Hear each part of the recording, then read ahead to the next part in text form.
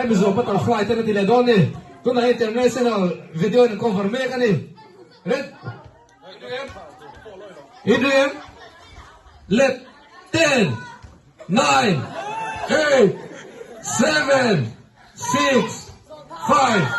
6 5 4 3 2 1 ô lên à không ạ chắc tốt à Timothy à có lên à không ạ Timothy à chắc tốt đi Timothy à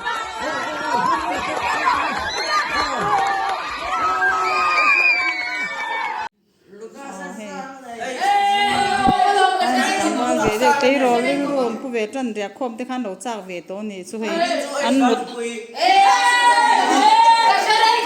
ăn một nó tổ ra nè tuy ta kinh một tổ ra ngay yang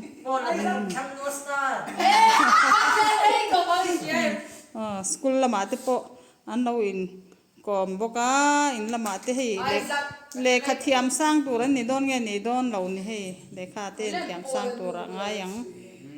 ale bye bye ru he ta se tai so ta son thula lo hoi ro le bye bye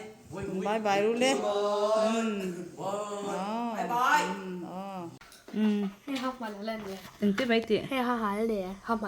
học mal à hanau te không mà hanau te học mal học bui đâu rồi nhưng mà học mal mà cái nuôi dâu tụi cái hè về đây cái đá thật đó chân học mal ni lâu anh nghe adik ishe du em halam học mal ni là viên halam